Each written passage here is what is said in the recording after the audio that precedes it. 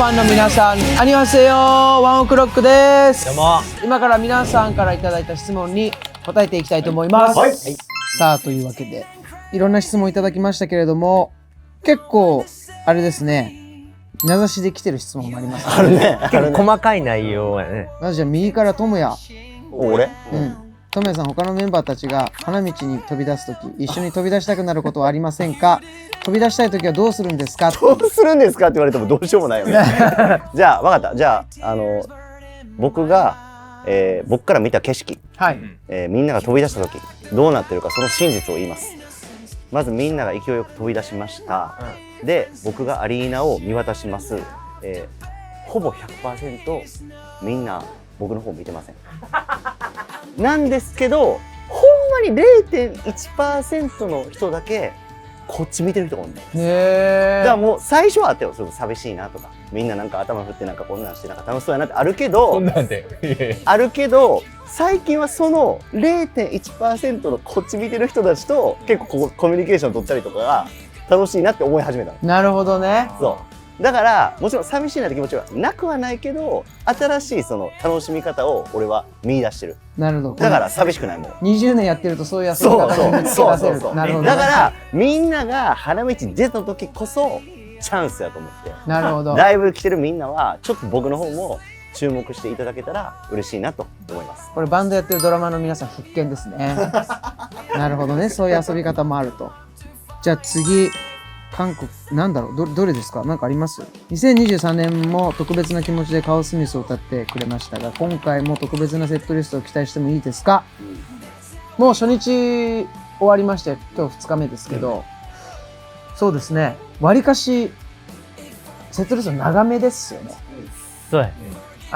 アジアに関してはやはり僕らが、それまたちょっと特別な思いもありますから、そういう部分ではかなり2曲ぐらい、懐かしい曲もやってますね。やってますね。なんで韓国に来るたびにその、昔の懐かしい曲とかもやりたいなと思ってるんですけど、意外と皆さん知っててくれてるので、昨日も僕はびっくりしましたけど、知ってるんだなと思ってすごい嬉しかったので、毎回来るたびにちょっといろいろ模索していきたいと思っております。スペシャル感出していきます。スペシャル感出していきます。さあ次、これはフェス。韓国のフェスに来る予定はありますか？そんな日が来たら旗を持って出迎えたいです。嬉しいですね。いやでもフェス出たいよね。僕ら多分ね、すんごい昔に韓国のフェス遊びに来ているんですよ。来てるね、一回。本当にまだまだもう全然まだ無名な頃とか、その思い出しかまだないですね。なんで韓国のフェスもしあればぜひ呼んでください。お待ちしてます。出たいです。楽しみにしてます。さあ次はちょっとワンオクロックの曲が知りたいと、メンバーそれぞれ一番好きなやつ。一番なんだかんだ一番難しい質問やけど、でも多分めっちゃ気になってると思うね。一番多分ね。こんだけだってもう100曲以上アルバム11枚出してるからね。1曲って言われたら1曲っていうのはね難しいよね。でも俺1曲ってなったらやっぱり思い出あるのはやっぱディーパーかな。ディーパー。やっぱディーパー、やっぱともくんと2回目一緒に作った曲やんね。数少ない。俺と亮太が作った曲の中の1曲ね。でライブでやっても楽しいよ。めちゃくちゃ盛り上がるし。トールは？僕は1曲に絞れません。ですね。僕もそうですね。どちらかというとやっぱ曲たくさん僕ら作るからなかなか難しいです。皆さんたちが好きって言ってくれる、曲が多分僕らも好きなんじゃないかなと思いますけど、やりすぎてる説あるので、なるべく嫌いにならないように定期的にやらないようにするっていうことも結構大事で、久しぶりにやったら楽しいみたいなのもあるそう、もんね。ある時間が経って自分たちもね、そう熟成大事よね。なんか懐かしいなみたいな気持ちもありつつ、だから今熟成中の曲もいっぱいありますから、またちょっと何年か経ったらね復活する曲もあると思います。さあ次は何でしょうね。これ結構コアな、これ誰が知ってんのって思うような、ちょろっとしか俺が多分メディアで言ったことないような内容を情報出てんの？いや、ちょろっと言ったんですよ、ラジオで多分。それを追っかけてくれてるのかな。2027年に主催するフェスの計画は順調ですか？ちょっと待って、すごっ。これなかなか触れたことないですけど、から情報仕入れたんやろ。すごいね。これは今のところ動いている最中でございます。まあ場所とかね、そういうものに関してはまだちょっとリサーチ中というのもありますが、2027年にできたらいいなと思ってるんですけど、主催側に立つとですね、いろいろな準備だったりとか、あとこう自分たちが企画したい内容だったりみたいなものが2点3点する場合があるので、僕の場合はやると決めたら 100% 全力でやりきりたいタイプなので、ちょっとでも微妙であれば完璧になるまで寝かせたいなと思ってますけど、2027年28年を目指してね。目指して頑張っておりますので、でも新しいこう感じのフェスでね。かなり新しいと思いね。ます。はい。とかもうこれ今絶賛頑張っております。はい。そんな感じでございます。あと何かありますか？今回のデトックスアルバムを準備する中で一番心血を注いだ曲はどの曲ですか？まあでもキャンビアスはもともとギター入ってないアレンジでレコーディング進んでたやんか。ストリングス結構メインで。はい。で最終的にもうちょっとこうロックにしようってなってる時に、もうめちゃくちゃもうミックス前やったから、もう他の曲ミックス終わってたし、その曲だけもう最後ミックスいくっていう時に、やばい時間ないと。それもう全力でやるけど数日しかないから、その間にもう0から1を考えてスタジオ入って、もうなんかその時できるものをバッとこう乗っけたっていう印象がありますね。いつもの最後の無茶ぶりが無茶ぶ今回はりやったねトールに行くっていう。そうやね。はい。ロサンゼルスからトールに電話して、トールギター入れよっか。今から完成したみたいな感じになってたもんね、もはやね。で、俺 LA で、俺はベース取ったのよ。で、取ってみんなで聴いた時に、あれこれギター入ってないなって思って、あれ絶対登録これ入れると思うけどと思ってたけど、でも今回ギターないのかみたいな。そしたら森ちゃんやっぱ最後にそう最終曲チェックの時にやっぱこの曲ギターあった方がいいなってなって急遽入れましたね。でも結果ね、良かったよね。そうねあのアレンジでね。2人は？いや、なんか一番もう今回このアルバムに向けて結構俺も準備期間結構今まで以上に多分したと思うねんけど、なんか良かったのがいつもやったらレコーディングなんかもう1日の中でなんか 3,4 曲バーってレコーディングせなあかんけど、このデトックスだけは森ちゃんゆっくりでいいからねって言ってくれたから、なんかこう一曲一曲ちゃんとこう何回も撮り直したりだとかそういうことできたから、なんかすげえそれは俺の中で良かったかな。そうね、かなり一曲一曲もう取り立てでも十分音も追求したよね。そう結構ねいい状態で仕上がってた。その時間をもらえたのがなんか俺デトックスのレコーディングはすごい良くて、だってともくんなんて昔なんて1日で大変工程でやってたもんね。そうだってアンビションズの時とか2日で11曲とかそうそれリリースしてない曲も含めてね。とりあえずもう取れるだけ取ってそうそれ考えたら環境はほんまにめちゃくちゃ良くなったでもそれ俺のせいじゃないからね。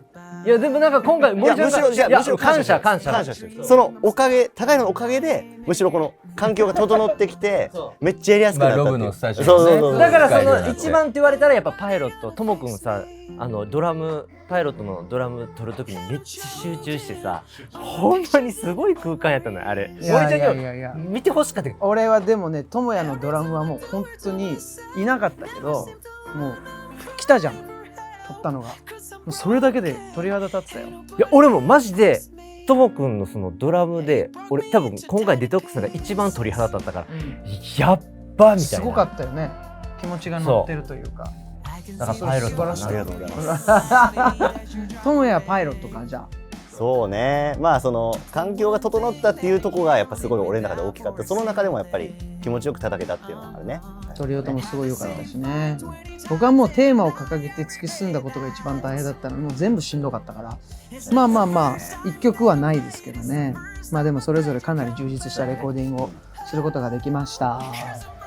さあ次どうですか？最近ハマっているもの、何でもいいです。最近ハマってるもの。俺も見終わってんけど基本いつも自分がハマるものってともくんが教えてくれるのよ。りょうたこれやった方がいいよとか、これ見た方がいいよ。で、それにハマるから。で、最近は、ともくんに、ロイヤルファミリーっていうドラマ、日本のドラマを勧められて、見たけど、めっちゃ面白かった。それはぜひ見てください。ネットフリックス。ネットフリックスで見れるんで、ぜひ、ロイヤルファミリーお願いします。いやー、最近ハマってるもの、食べ物、いや、でもあれですよ、ね、せっかく韓国来て、はい。タッカンマリね、やっぱ食べたいなと思いまして、美味しいね。ちょっとまだ食べれてないんですよね。今日ですか。今日行きたいです、行っちゃいますかね。まあ、ハマってるとか、まあ、韓国料理全般好きなんで、はい、楽しみたいなと思います。もし音楽をやっていなかったら何をして生きていたと思いますか。これでも多分俺は、これっていうものはないねんけど、多分俺、何か、支えたい側やから、だから裏方の方、だからマネージャーとか、そういうのを多分俺やってなるほど。あ、でも音楽とかこういうエンタメの世界には携わってる。そう携わってて、なんかこう支えたいみたいな、こうなんかマネージャーとか多分、やってると思うね。確かにできそう、りょうた。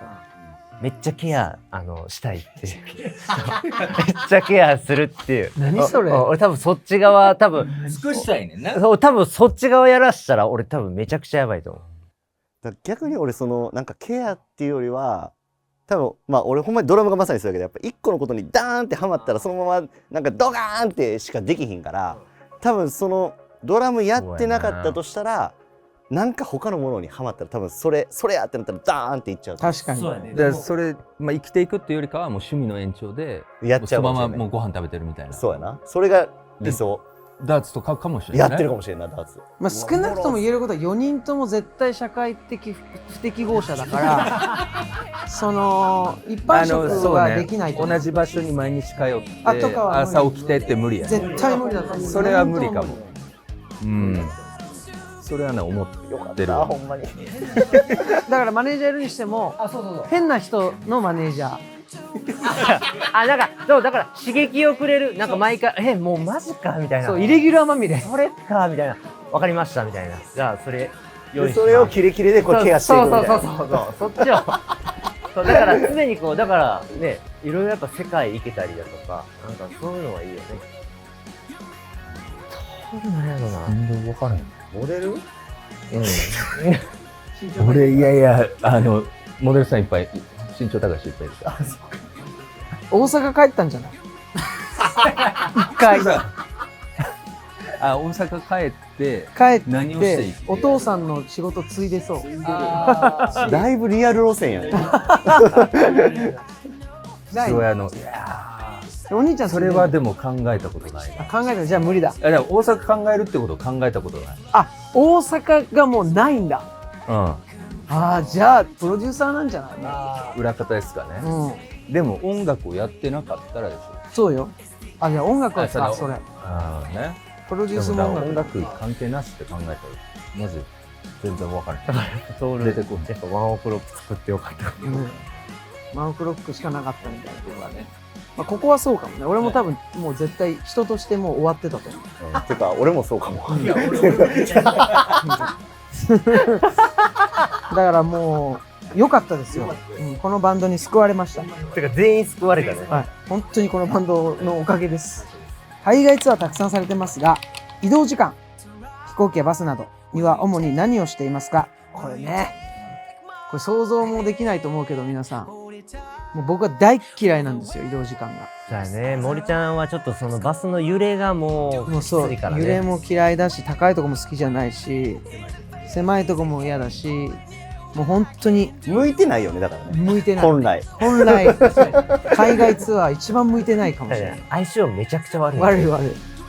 俺とともくんは逆に相性めちゃくちゃいいから、なんかバスの中でなんかその時見たり、ともくんやったら漫画とか漫画も読むしな、ね、だからああいうなんか秘密基地みたいな、結構ね3段バスとか3段になってて、結構その空間が狭いから高い色とかはねちょっと辛いけど、ここやからもう逆にもう俺なんかああいう狭い秘密基地みたいにすごいワクワクして大好きだから、もうそこでなんか自分のスペースみたいな感じでもうなんかゆっくりこうやって漫画読んだりとかはよくやってるから。そうやね。あとまあ観光とか観光もするね。そうやね。俺らはめちゃくちゃ楽しいから。そう。